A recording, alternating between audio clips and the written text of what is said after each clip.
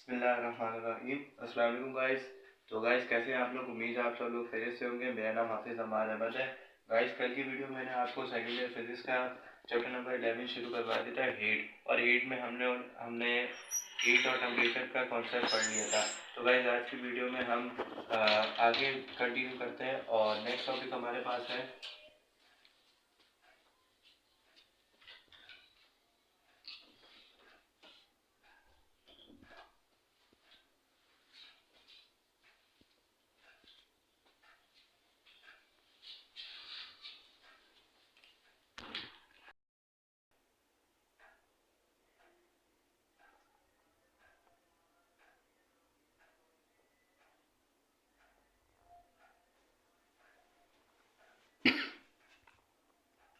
Guys. हमारे पास पहला topic है लीनियर एक्सपेंशन।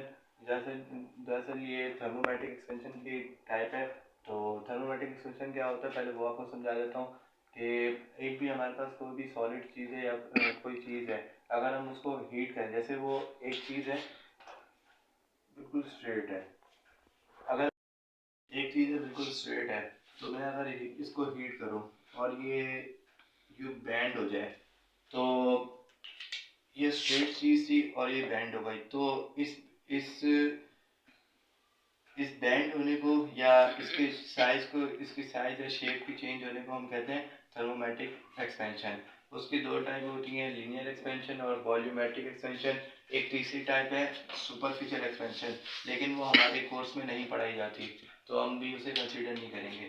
तो सबसे पहले टाइप हमारे पास लीनियर एक्सपेंशन। लीनियर एक्सपेंशन के बारे में देखते हैं। इसकी डेफिनेशन है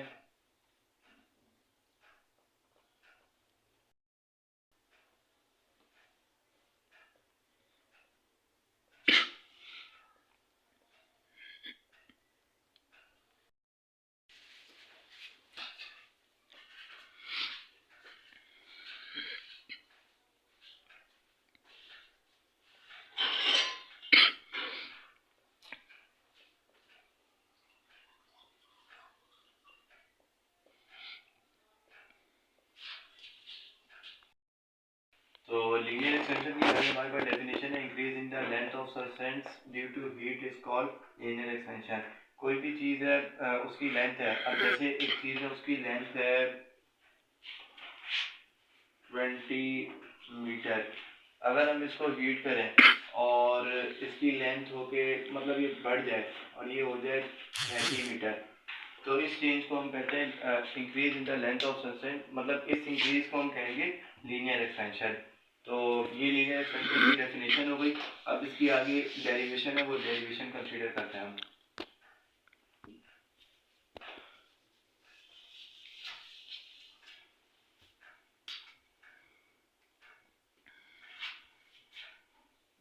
तो इसे मैथमेटिकली क्या क्या लिखा गया या इसकी एक्सप्लेनेशन क्या है, तो वो देखते हैं हम। जब गाइस इसे एक्सपेरिमेंटली कंसीडर किया गया तो हमें ये देखा कि जो increase in the change in length इस वो है डायरेक्टली प्रोपोर्शनल होता है इंक्रीज इन टेम्परेचर और increase in initial length. Means that मैं आपको बताता हूँ कि जो चेंज इन लेंथ है वो डायरेक्टली प्रोपोर्शनल होगा L1, या L1 लिख दें या L लिखें, और चेंज इन लेंथ है वो डायरेक्टली प्रोपोर्शनल होगा डेल्टा टी के। इसको हमने इक्वेशन 1 का नाम दे दिया, इसको हमने इक्वेशन नंबर 2 का नाम दे दिया। तो हमने जब इन दोनों इक्वेशन को कंपेयर किया, कंपेयर बोथ इक्वेशन, तो 1 एंड 2, तो हमारे पास जो आंसर आया वो आया delta L directly proportional L1 delta T. तो गाइस जब डायरेक्टली प्रोपोर्शन का साइन आता है तो इसका मतलब वहाँ पे कोई कांस्टेंट होता है। तो इस इक्वेशन के अंदर भी हमारे पास एक कांस्टेंट है और वो है alpha. Alpha L1 delta T, आज जैसे ये करते हैं कि जब दोनों इक्वेशन कंपेयर कर रहे होते हैं तो जैसे अल्फा का निशान और डायरेक्ट इक्वेशन का निशान सेम है तो ऐसे ही लिख के छोड़ देते हैं, जो कि एग्जामिनर रॉन्ग कर देता है। इसीलिए बाकायदा आपको इक्वल टू का निशान लगा के आगे अल्फा L1 डेल्टा टी लिखना पड़ेगा। ये क्वेश्चन है और इसके अलावा ये क्वेश्चन आपको हेल्पफुल होगी न्यूमेरिकल के अंदर। आप जब न्यूमेरिकल सॉल्व कर रहे होंगे तो ये क्वेश्चन वहाँ पे आपकी हेल्प करेगी। और ये अल्फा क्या चीज़ है? ये है coefficient of linear expansion. This is a coefficient of linear expansion. और अगर इसको अलग करना चाहें तो ये हो जाएगा alpha is equal to delta L, यहाँ पे मल्टीप्लाई हो रहा है वहाँ जाके डिवाइड हो जाएगा L1 डेल्टा टी। और कभी कभार एमसीक्यूज में इसका यूनिट पूछ लेते हैं तो इसका यूनिट है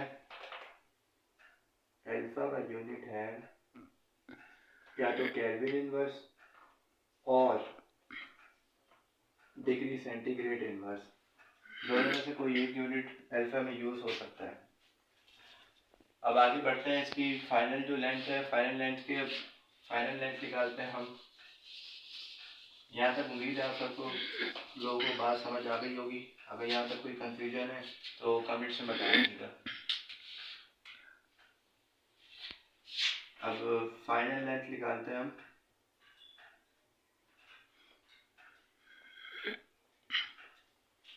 तो अल्फा का हमने फॉर्मूला पढ़ा था, अभी पढ़ के आए हम, delta L divided by L1 delta T.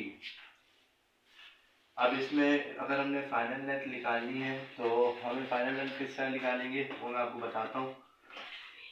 अब यहाँ पे L1 यहाँ पे हो रहा है डेल्टा एल जो है, पहले डेल्टा एल का कॉन्सेप्ट इसमें लगेगा। हमने डेल्टा एल का एक फॉर्मूला आप पढ़े L2 माइनस L1, तो ये हो जाएगा alpha is equal to L2 minus L1 upon L1 delta T. अब ये जो L1 डेल्टा टी है यहाँ पे डिवाइड हो रहा है, वहाँ जाके मल्टीप्लाई हो जाएगा, तो ये हो जाएगा alpha L1 alpha delta T. अगर आप इसको यूं लिखें, जिस तरह लिखें तो L2 माइनस L1, तो मजीद आगे इसको सॉल्व करते हैं तो ये हो जाएगा L1 यहाँ पे माइनस हो रहा है, वहाँ जाके प्लस हो जाएगा, तो ये इस तरह करके लिख लेते हैं L1 alpha delta T L1। तो इसमें L1 हमारे पास कॉमन आ गया, ये L1 हम कॉमन ले लेंगे इसमें, और ये हो जाएगा L1 1 plus alpha delta T.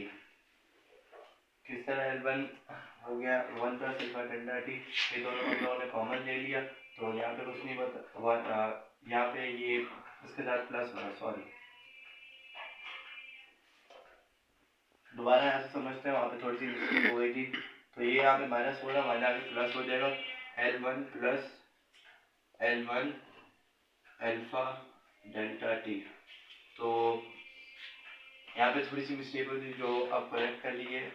यहाँ पे L1 plus L1 alpha delta T लिखना था, क्योंकि यहाँ माइनस हो रहा है, वहाँ जाके प्लस हो जाएगा, और फिर ये बन जाएगा L1 1 plus alpha delta T.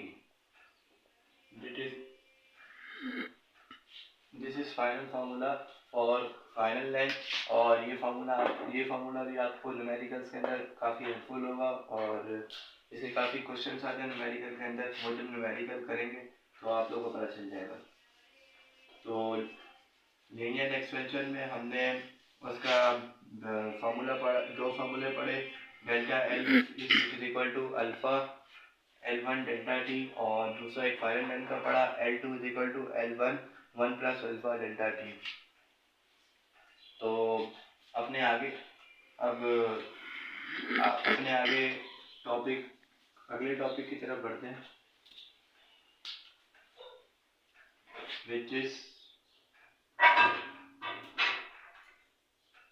volumetric expansion. Volumetric expansion हमारा नेक्स्ट टॉपिक है और इसकी डेफिनेशन क्या है वो मैं आपको बता देता हूँ। Increase in volume of substance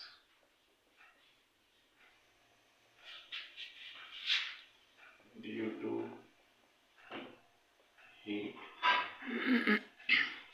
इसकी डेफिनेशन है increase in the volume of substance due to heat. या किसी सब्सटेंस है उसका वॉल्यूम है 4 मीटर क्यूब, अगर हम उसको हीट करें तो उसका वॉल्यूम अगर हमारे पास आ जाए 6 या 7 मतलब इंक्रीज हो जाए तो उस इंक्रीज को हम कहते हैं उस इंक्रीजमेंट को हम कहते हैं वॉल्यूमेट्रिक एक्सपेंशन।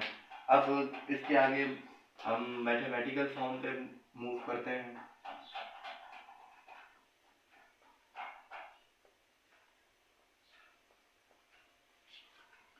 तो मैथमेटिकली इसको ऑब्जर्व किया जाए कि जब भी हम वॉल्यूम को इंक्रीज करेंगे तो जो उसका तो आगे वो डायरेक्टली प्रोपोर्शनल होगा इंक्रीज इन इनिशियल वॉल्यूम के और increase in change in temperature के।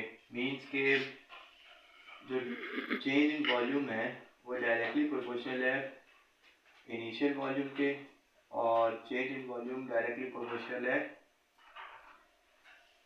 टेम्परेचर के, चेंज इन टेम्परेचर। इक्वेशन 2 का नाम दे दिया कंपेयर। अब दोनों इक्वेशन को कंपेयर करते हैं।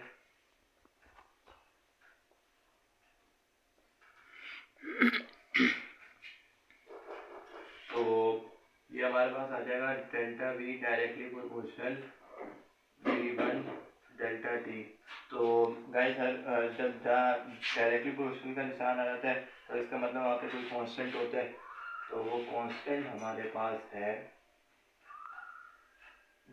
Beta V1 delta T. This is the formula. आपको ये फार्मूला न्यूमेरिकल में भी काफ़ी यूज होगा और आगे इक्वेशन आएगी डेरिवेशन कह लें आप beta is equal to 3 alpha, उस डेरिवेशन के अंदर आपको फार्मूला यूज होगा। तो अब इसकी फाइनल लेंथ निकालने के लिए हम आगे बढ़ते हैं।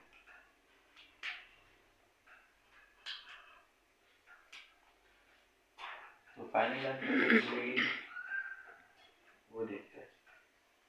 फाइनल वॉल्यूम अरे लेंथ नहीं, फाइनल वॉल्यूम। लेंथ हमने किसमें में निकाली थी? लीनियर एक्सपेंशन में। तो वॉल्यूमेट्रिक एक्सपेंशन पढ़ा तो फाइनल वॉल्यूम निकालेंगे।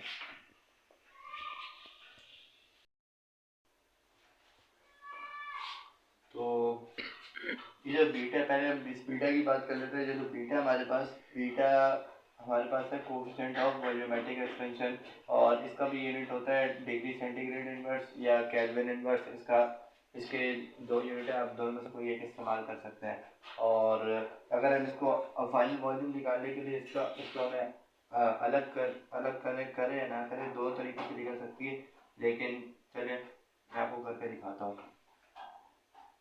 हमें पता है कि डेल्टा वी जो है वो बीटा V1 डेल्टा टी के इक्वल है। तो अब जो चेंज इन वॉल्यूम है वो इक्वल होता है V2 माइनस V1। तो हमने यहाँ पे लिख दिया V2 minus V1 is equal to beta V1 delta T. तो ये यहाँ पे माइनस हो रहा है, वहाँ जाके प्लस हो जाएगा। तो ये बन जाएगा V1 प्लस बीटा